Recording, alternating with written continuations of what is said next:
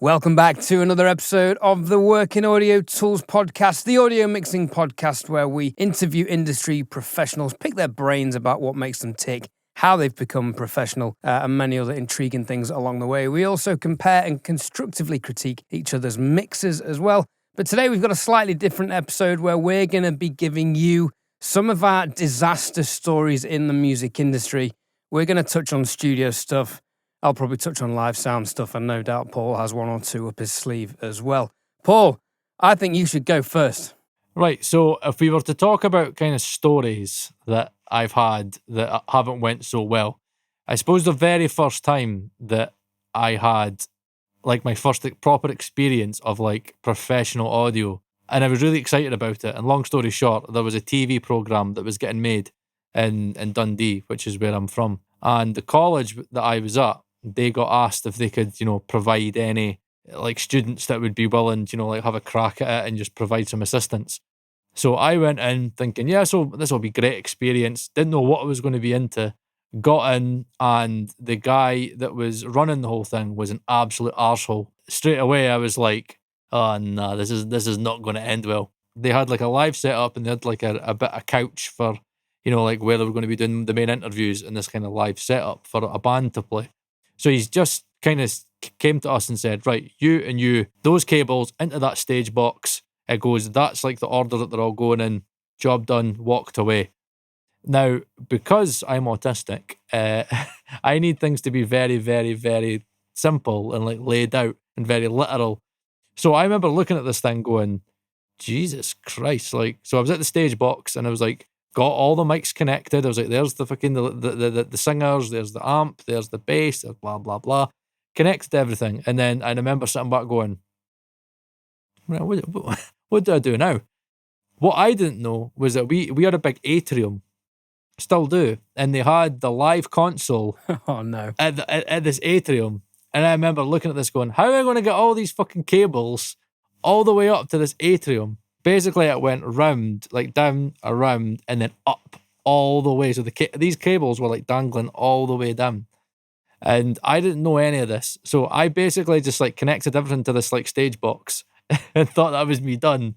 And he came back, he was like, well, where's the rest of them? Like, where's the rest of the fucking cables? And I'm like, you told me to connect the cables to the stage box. There it is there. He's like, fuck, you've got to get the cables to the console, you idiot. And I was like, okay, he just called me an idiot. Okay, this isn't going well.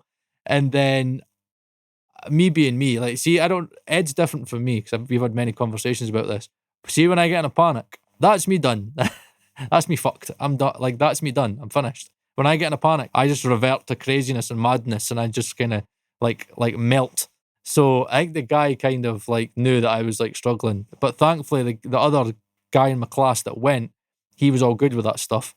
Probably he was pretty smug at the time, being like, oh, look at me fixing these guys' problems. But he managed to do it all, got it round. I remember I got a notepad and I was just jotting down where everything went, because we were going to have to do it again the next week. So I jotted everything down, made myself a diagram. I was like, that goes to there, that goes there, this goes here, this goes into the console here, this, because he wanted everything to go in the console a certain way. So it was like kick, snare, blah, blah, blah, blah. And then he had, I think, the lav mics on a different part of the console. And I just remember the first time being in front of a live sim console, and it just melted me. I remember sitting there thinking, no, I'll be fine the next week. And then he was chatting to us, and he had a guy that worked for him. And I remember he went, I'm going to leave Davey for the console.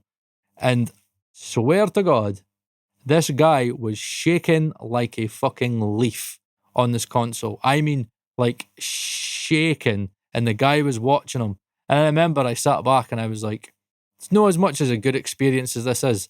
There's no way that I'm ever going to put myself under that amount of pressure. It's not worth it. And the guy was just like up his own arse, and he was just like, I basically run all of this from a satellite from my back garden in my house or whatever like that. Like, I'm so important, this, that, and that.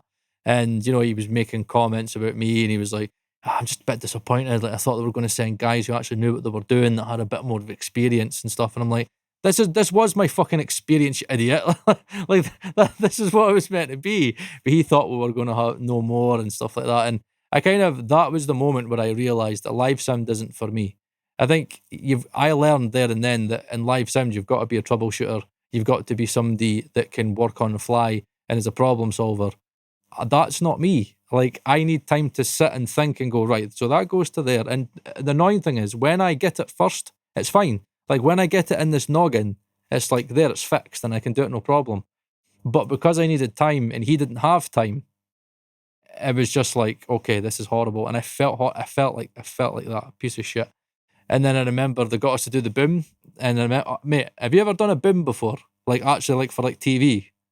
Like, in your stand? Not no, I've not held. Oh, one, mate, no. like, I didn't know you had to stand for so long. I was probably standing for like 35 minutes.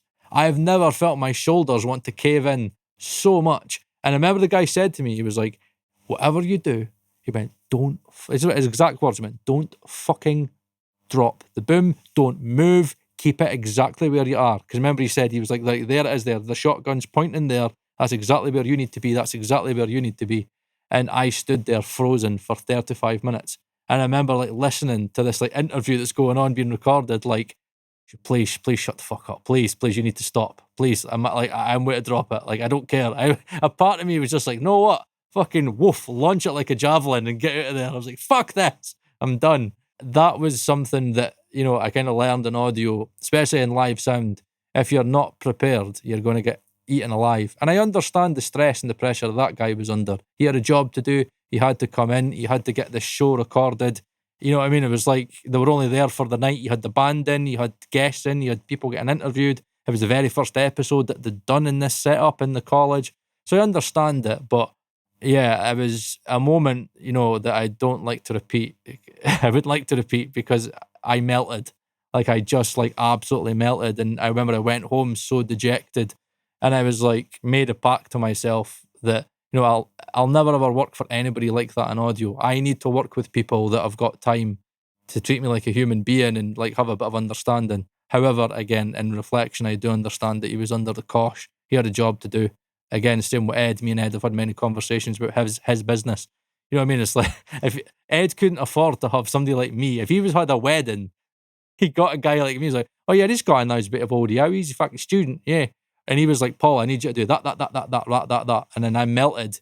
He'd be like, right, okay, mate, you're no good to me. You need to go. I'm sorry, mate, but like, I've got things I need to do. So yeah, that was my first experience, and is the main reason why I've always said to this day, I will never do live sound, and I genuinely never will. I'll never get into it. I will be a studio-based engineer. I'll do recording in my studio because it's my setup, and I know how everything works, but I'll never do live sound, ever.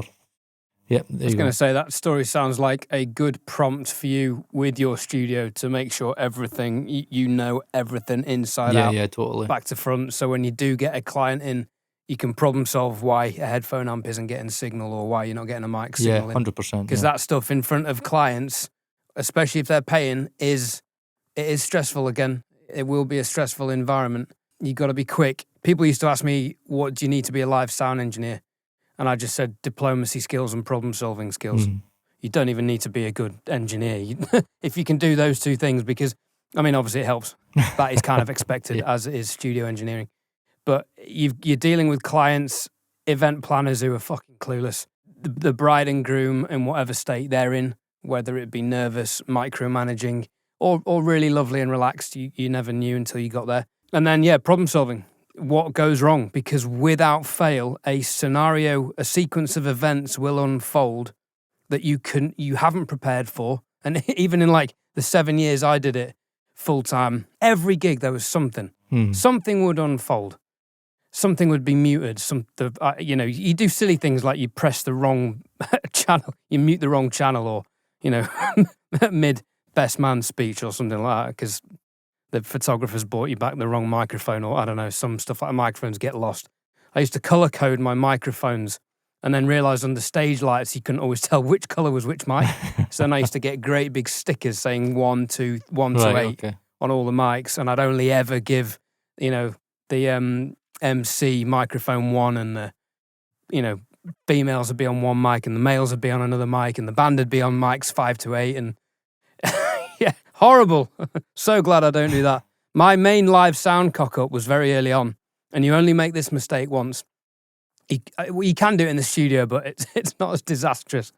So on most live sound mixers, certainly the Allen and Heath desks that I used to use, they have page layers, kind of like, I don't know if the fader port has it. I think the SSL 8 channel one, you can flip between different layers of fader banks. And on this one track, the band were playing, the guitar player had a really dry sound for, I think it was Don't Stop Believing. And he was about to come up to a solo, so I thought, I know what, I'm going to put a bit of reverb in and slam some delay in. So I've turned the delay up, and all of a sudden there's this screaming feedback going all the way through the PA, and I'm thinking, what the fuck? I only turned the delay up on the guitar channel. Only to find out later, having me had to mute the front of house, the band stopped, the clients come running over saying, what's wrong? The bass player has come up with the second best bit of bullshit I've ever heard, which is, oh, we think there's a problem with the venue power causing problem with the PA.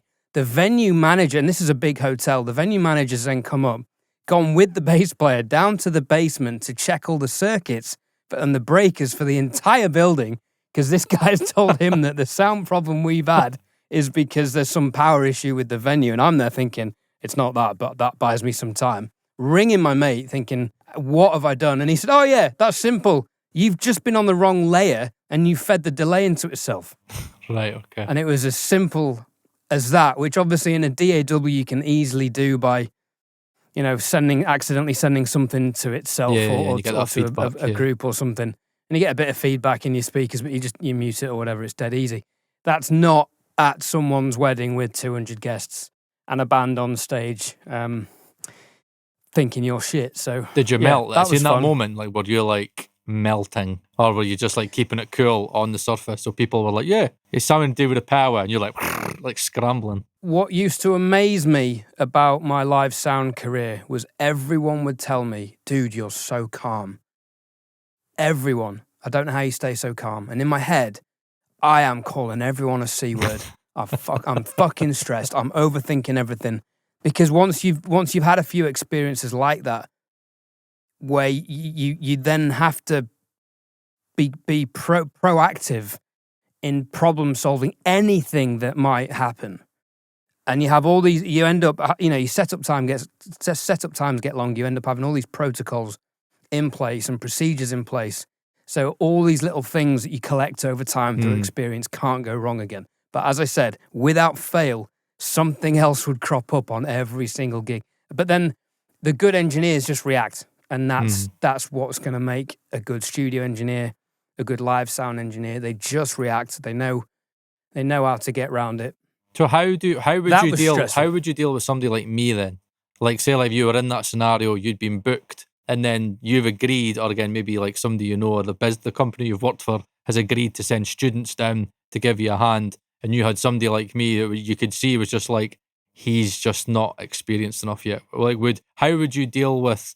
Simple. Right. Not simple. Not a chance in hell would I get myself in that situation in the first place. Okay. I never worked with my business with people I didn't know. Okay, good point. And there were a few people I tried upon recommendations, and then I got it down to basically using 2 people. Right, okay. And one guy, because he totally understood the job. This guy had the most amount of intuition I've ever met. So if I was gaffer taping cables down on one side of the stage, he would get the other roll of gaff tape, go around the other side of the stage and do the identical thing, unprompted. That guy was great. And then there was another guy who learned all the ropes. But people who were looking at me, I'd be like, right, can you plug that subwoofer into the desk? And they're looking at you like, what? It's like, dude, fuck off my job. I don't have time for you. Like, if you don't know, even if I was giving them the cable from the desk and it's like, oh, which one does it go into? Well, they've only got one end on the XLR cable, and there's only an input and an output on the sub. So figure out which one it fucking goes in. It's like, And that, ladies and gentlemen, I couldn't handle that. I wouldn't work with Ed Thorne, because you would just see Ed fucking, which one's it going? And I'm like, oh, I don't fucking know. And I'm like, no, but this is the thing. Those are the conversations that are going on in my head. Yeah. But on the exterior, I'm like, oh, it's okay, just put it in the one on the left. You know, that's what's going on in my head. I'm effing and blinding, hating everything. But then my demeanor on the surface would actually be very calm and very patient, within reason.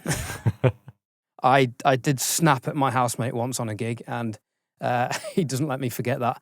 And yeah, I've been short with one or two event planners, but they deserve it. So, I mean, besides, radio microphones and RF nightmares, oh my God, never do gigs next to the docks or by the river. Absolute RF clusterfuck. Always use wired mics. But I've got some musician stressful situations besides stage feedback, in-ear pack batteries dying mid-song and all that. Just, dealing with things like singers losing their temper. I've seen singers punch microphone stands off stage. I've seen a singer punch a monitor. I was on stage when a musician, bear in mind, I don't speak to these people anymore. One musician called the sound man a "see you next Tuesday," Right. to which I was so embarrassed because I was doing sound at that point and I was thinking, how would I have reacted? Oh yeah, mute.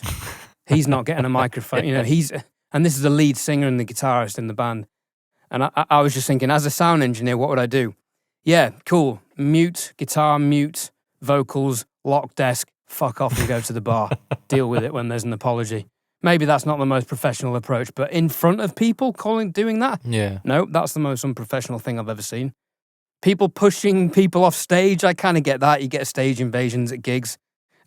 People getting booted off, nose first with someone's boot. I had a musician walk off stage once. That was embarrassing.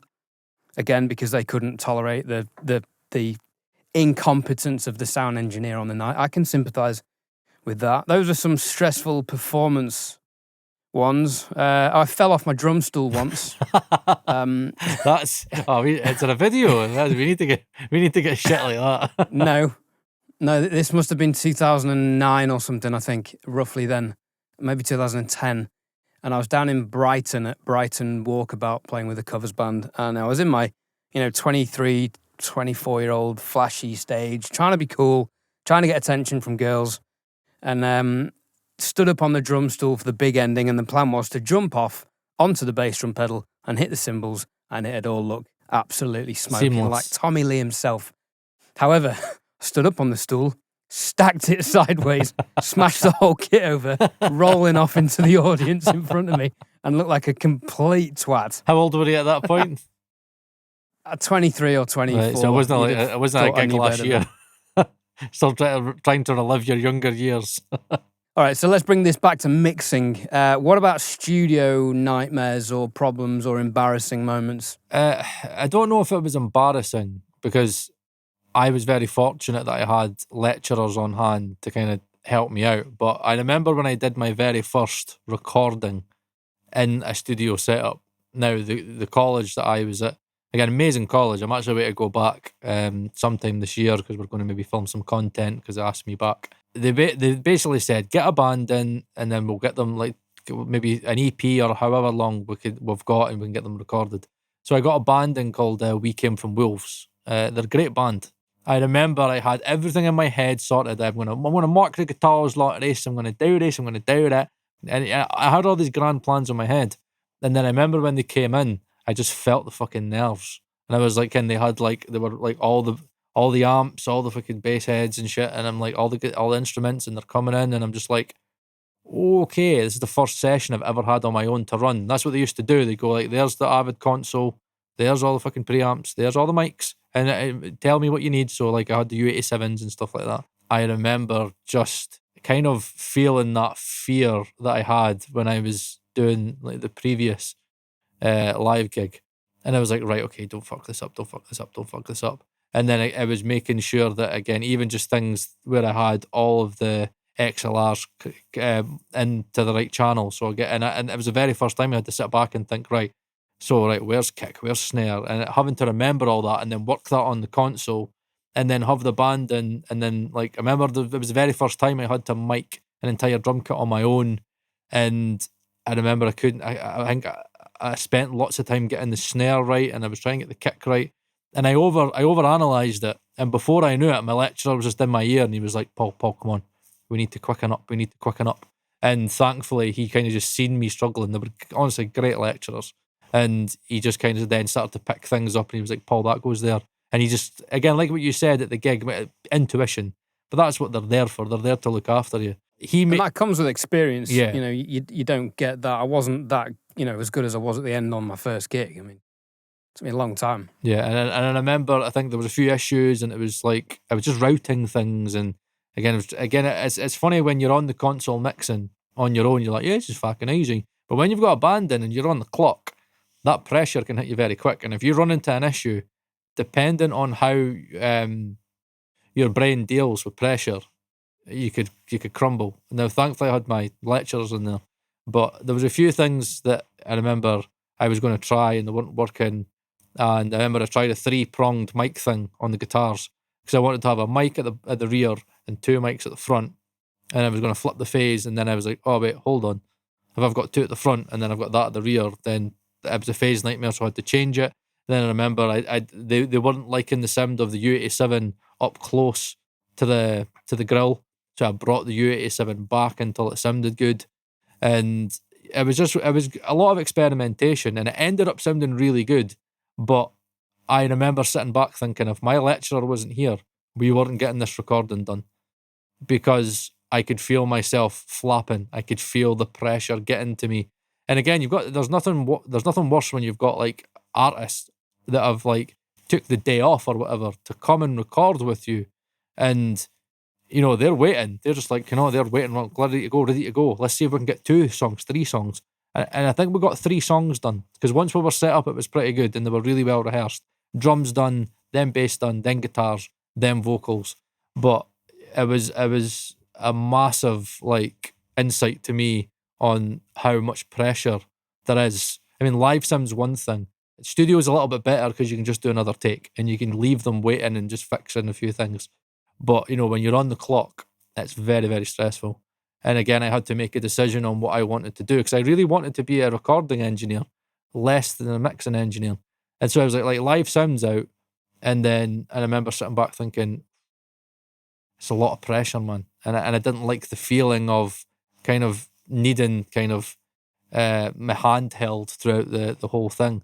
And I just kind of realised in myself that like I'm a flapper, and unless I've got everything fully in my control and I run into problems, I can get panicked really quick. So yeah, we got it done, and remember they came out really well, and I done the mixes. Unfortunately, I didn't get the mixes because I wasn't that good at mixing at the time. So they went and found somebody else and they done the mixes, and it was a guy called Bruce Rintel that did it from Glasgow.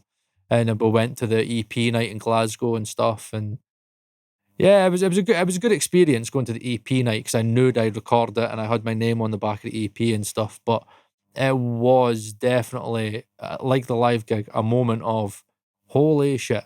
These guys that have got experience make it look like a walk in the park, and I'm going to need years and years and years of experience to get to that level of being like, right, okay, Cammy, what are we doing today? Drums? Bass, yeah, what are you doing? Accordion? Yeah, fuck it, yeah, let's get up that mark, yeah, blah, blah, blah. And I was like, right, okay, I'm going to need years and years. And if I want to be a recording engineer, I'm going to have to get in a studio, and I'm going to have to like be somebody's intern or something like that. And that was what took me to become a mixing engineer, because I realised that when mixing, you don't have the same pressures. I'd rather work on my own in my own windowless box. I don't have people putting pressure on me. I don't have issues that can go awry. And if there is issues if there's issues, then I don't have anybody behind me and I could fix them. And I do. And I didn't have an autism diagnosis at that point. And you know what I mean? I just think, looking back, it was obvious. If you would have seen me, I used to come in on my day off. Now I was a 45-minute drive from my city to the college. I used to come in on my days off just to sit with the console in another room they had with the KRKs and just sit and mix. I would sit there in like 6 hours on my own, and they'd come in and check on me and be like, Paul, you all right? And I'd be like, yeah, it's fine, yeah, fine. Like I would just sit there and zone in. So yeah. And knowing you, in that 6 hours, you won't have had a sip of water or anything to eat or even been to the toilet, knowing you. 6 hours, like straight. But you know, it's those experiences that make you who you are, and it defined the journey that I ended up going down. A dehydrated, wilting mess. Yeah, I know. Tell us about it. But I'm happier and I get better results. But it's funny because I've got the studio and I've got the live room across there. But I don't know. I have more experience now. Like it's because it's my setup. I know everything's routed. I know I know what ADAT's going to what. I've got it routed in console. I know what's going through the SP8. I know what's going through the 1073. I know my analog chain. I know how it works. I know the routing. If there's an issue, I know how to fix it, kind of like that. So when I've got this kind of documentary happening this year and I've got some potential big artists coming in, I don't have the same fear because I'm in control. Where when I was at college, it was like the console seemed like, oh my God, like this is fucking all these tracks and all these cables. What was it? Because some of the big consoles, I like, it's a different language to live sound desks. The theory's the same, but everything's laid out a bit differently. So I would need a couple of hours on a proper desk to get my head around it. Was an Avid. And probably a day if I was going to be quick with a band in, wanting things rooted in different places. It was the Avid Digi-Design desk, because the whole college was sponsored by Avid. It still is. And I know what, you have to make those experiences. And it's the same whether it's live sound recording or mixing. And again, having a few experiences and mixing where you're like, oh my God, that was embarrassing. That's why we ask every guest that we've got on, name us a humbling moment, because there's definitely going to be a ton. And what makes them as good as they are is the mistakes. Everybody makes mistakes. There's nobody that's perfect. If you don't have an in-house mastering engineer like we're fortunate enough to have with Marcel at Actu Make with the Working Audio Tools, DistroKid have you covered. For just $99 a year, you can buy unlimited mastering for all of your tracks in tandem with unlimited releases via DistroKid. Mixair from DistroKid uses AI technology to measure the EQ and the dynamics of your track and then present you with numerous options to tweak and customize your master. You can flip between the original and the generic mastered option.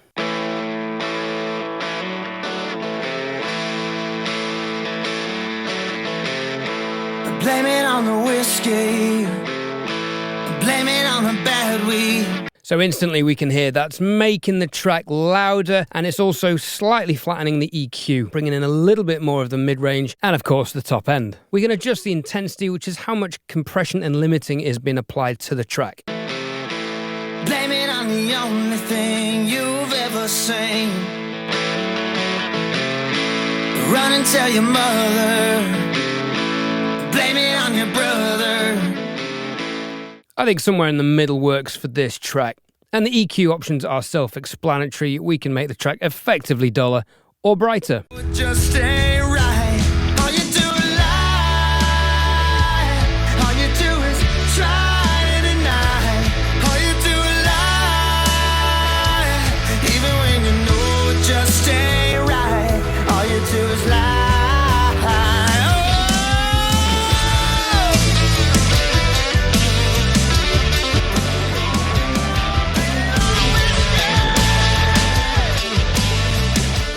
Download your mastered track and release it as easily as you do all of your other unlimited uploads. Get 30% off your DistroKid subscription using the Working Audio Tools VIP link below.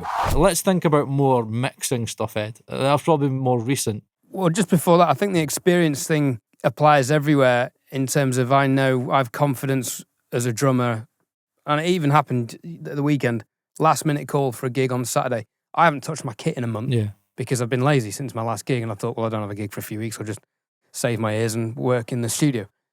But I knew I could turn up that night, warm up a bit and play, and it'd be a good gig, and everyone was happy, and it was fine. That's just confidence through loads of experience.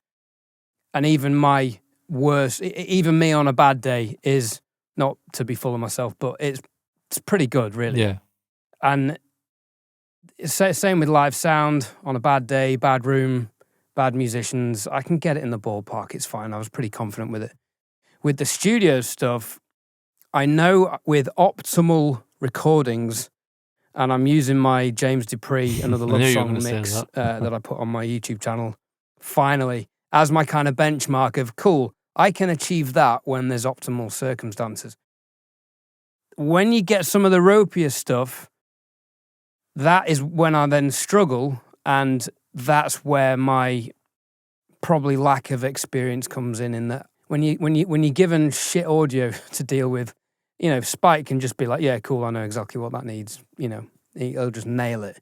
It's having that experience over a couple of years or so more, maybe not that long, but general experience will help me be able to take those things and to either make the mix sound great or do the smart thing and turn the project down in the first place, which in one or two instances so far I should have done. We've been told that by a few people stressful already, like, don't be afraid to turn down like certain gigs if you know you're not going to be able to like make it turn out well, then you're maybe not the right engineer for them, and just accept that. Yeah. Now, in this stage where I'm still building a client network, starting to build a client network, I should say, I want to take on anything I can, even if it's in genres that I'm not necessarily fluent at. I'd definitely say I'm a rock, pop, indie, country mix engineer versus hip hop. I haven't even done a hip hop track. Dance music, for example, I think I've failed at that on a couple of occasions already. But I've tried everything. Now that's where you get your experience, I think. Very much like learning an instrument. If you want to be a rock drummer or guitar player, learn jazz because it'll be good for your theory, coordination, and harmony.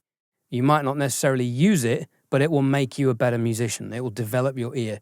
It will develop your technique in ways that will be applicable to your main job.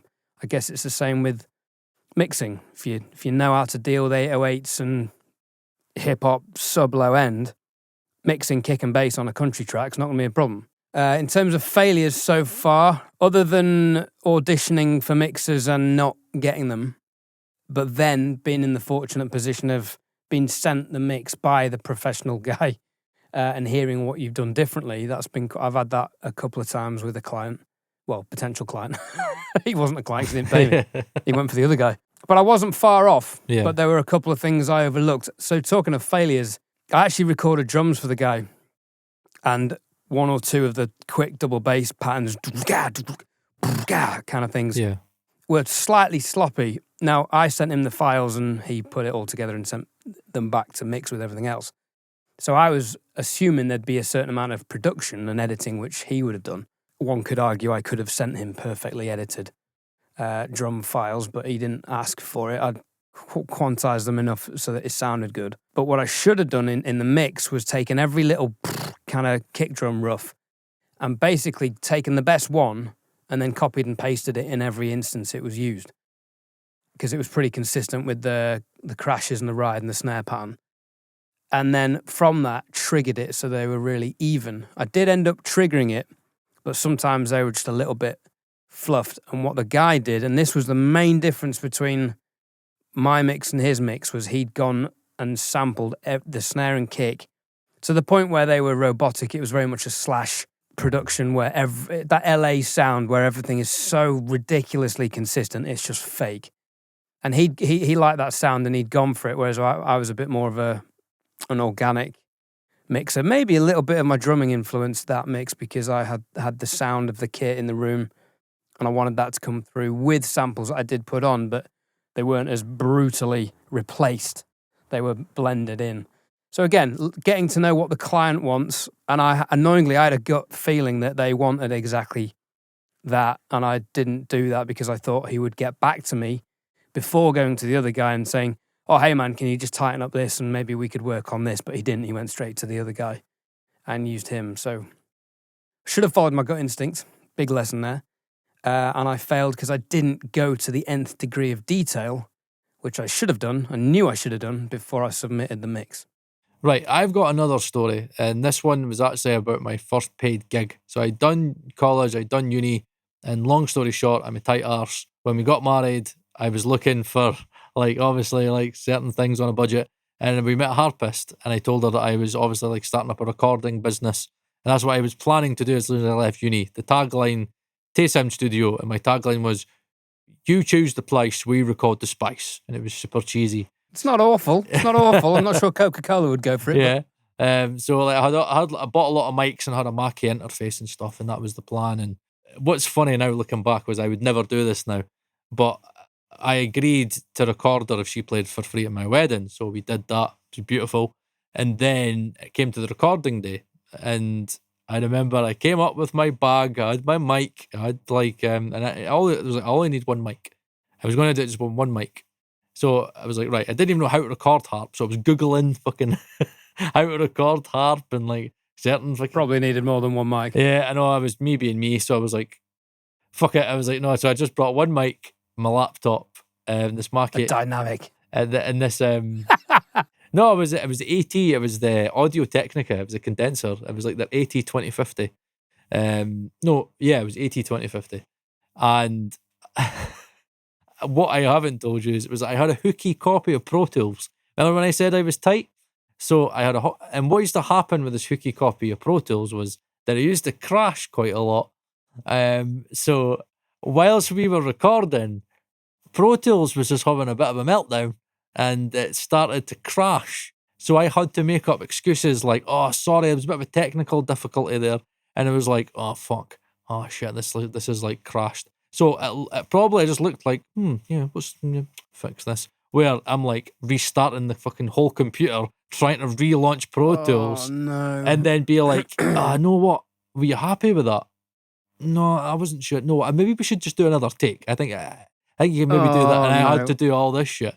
And mate, what in your mind thinking, I'm going to comp this later for her? And... So luckily I got everything in one take. But I mean, the sweat that was pouring off my back when I was like, this one mic had it in a good position that I liked.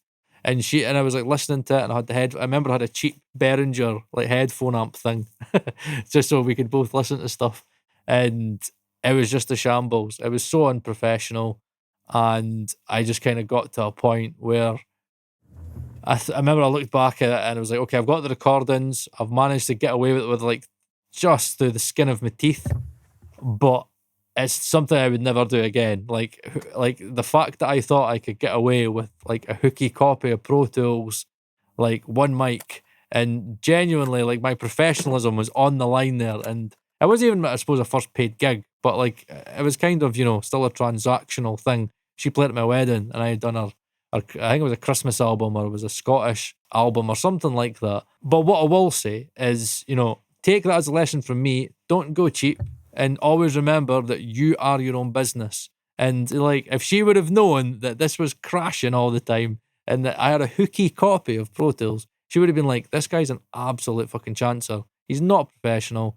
Like, who does he think he is to come up with everything in a bag with a mic stand? I had like a bag and a mic stand, and that was me.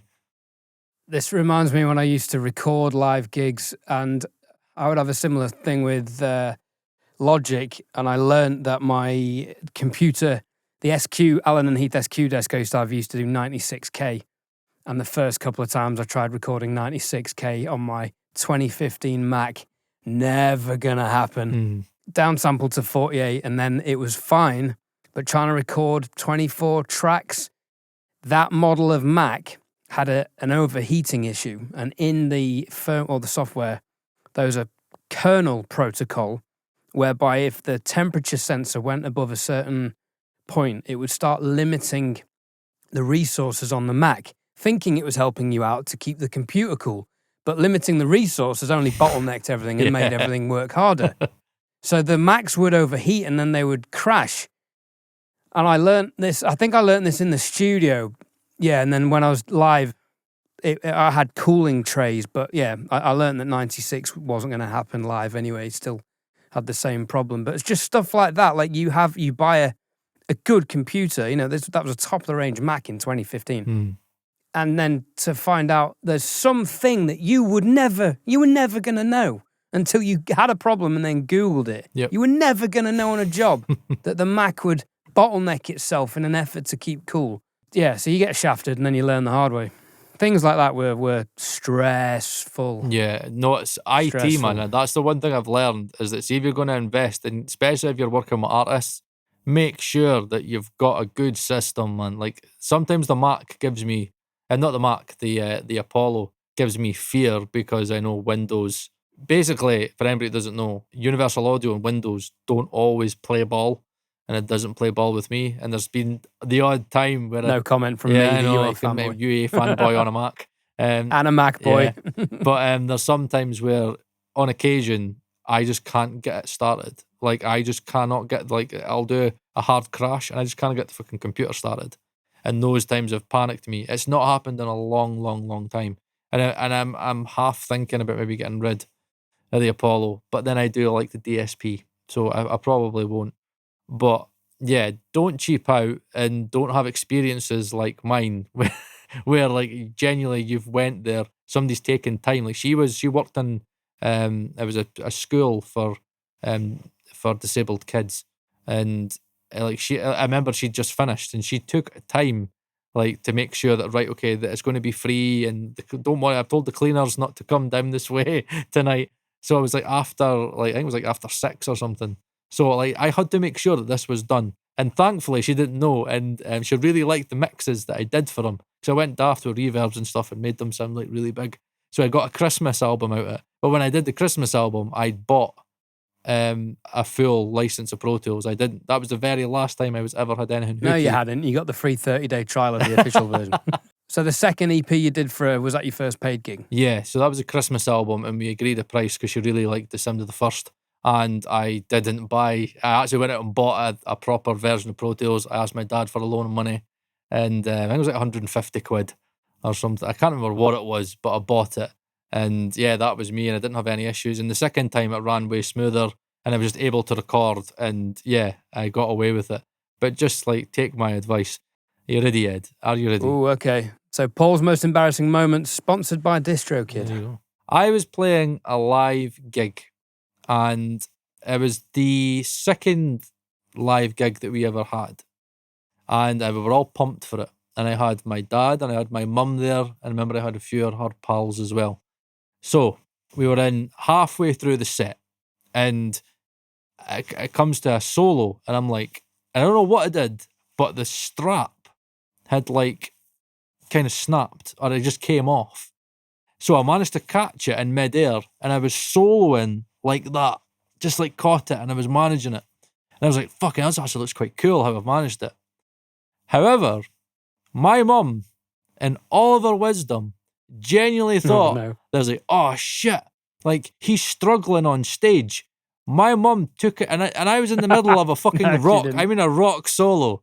My mum took it upon herself to come onto the stage to try and get the strap back on, didn't know what the fuck she was doing, thought that fucking it had something to do with the tuning pegs, started fucking detuning and my guitar whilst I was in fucking middle of a solo.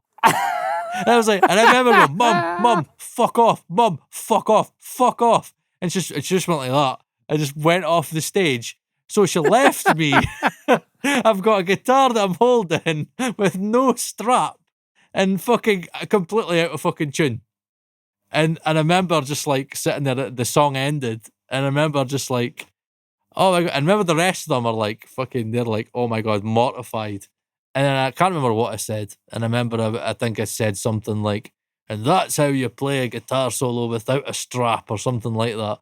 And then I remember I tuned it up, fixed it. And then a guy, a promoter that was in Dundee, he was there that night. And I remember he came to us at the end of the gig, and he was like, he was a Canadian guy called Dave. And he just came right to me. He was like, you know what, guys? Yeah, it was a decent gig, but man, your mom coming on stage, dude, that was fucking lame. And I just was like, and I remember, You know what your mum did there, don't oh mate, like you? You know what your mum did there, don't you? what? She fucked you with your strap on. And know what? That's how we're going to end this fucking podcast. Know what? That's the fucking best Hang he's on, ever. I've got another one. Oh, what have you got? I've got another one regarding my parents Right. at a gig. Sheffield Walkabout, Sheffield where I'm from. My parents came down halfway through one of the sets. A girl walks on stage past the bouncer behind me, and she's got a rather ample bust, pulls off her top, rubs herself on the back of my head. I'm there like 23, 24, thinking this is the best thing ever. But slightly blushing because my dad's like, get in there, lad. My mum's a bit like, I didn't know these kind of things happened at Edward's workplace. Anyway, the bouncer came on and kicked her out. Whereas I thought, okay, that's a fun night. I don't need to stay at my parents' house tonight. That didn't materialise. And on that blonde bombshell, Yeah, that must have On been that emotional. offensive That note. must have been emotional that night. this is the kind of episode produced like a pro would take down Yes, and they would, edit yeah. and not allow us to publish. Hence, we're doing it ourselves. The twats unfiltered. Yes, but there you have it, right? We just thought we'd kind of shake it up a little bit, and we'd kind of talk. I just have a little bit of fun and a little bit of humour, and kind of talk about, our past experiences. But the most important thing is that this is a community. So please share your stories down below. Make them the worst, honestly. Don't be shy. Even like, it doesn't matter how embarrassing or how crass or how rude it is. Put it down in the comments below, and we could all laugh at you as much as you laughed at me. Because you know what? We've all been there. It's okay to share your embarrassing moments, because it's what make you at the end of the day. It's what's going to turn you in, hopefully, to professionals. Hopefully to, whether it be recording engineer, mixing engineer, mastering engineer, live sound engineer. You got to have a bit of fuck. I mean, there's nothing professional about any of the stories we've given out tonight. No, but we'd like to think that we've learned from that, Edwards, wouldn't we? We'd like to think that we've turned a corner. Paul's not using hooky copies of Pro Tools. I'm not even on Pro Tools anymore. I've got this big, massive studio. I've got a Dolby Atmos room. It has been emotional, definitely for me, remembering my mum coming on stage. I love my mum, but probably the last time I told my mum to fuck off. To be honest, I never think I've told my mum to fuck off ever again. Don't think I'd be allowed to. I put some feelers out to see if we could get Spike Stent on the podcast yesterday with MSM, but it's no chance. Yeah, he wasn't optimistic, and I'm not going to ask M to ask him because that might be an abuse of his relationship with him. But know what? So we will see. My goal is Bob Clearmountain. If we get him on, I feel like we'll have completed the podcast. I would say so. Yeah. Okay, let's get Jason Joshua, Bob Clearmountain on, and then from there we'll just get anybody who we want. Right, we're waffling, Ed. Let's finish it. Come on, they're probably already clicked We're always off. waffling. It's been emotional. Right. Bye.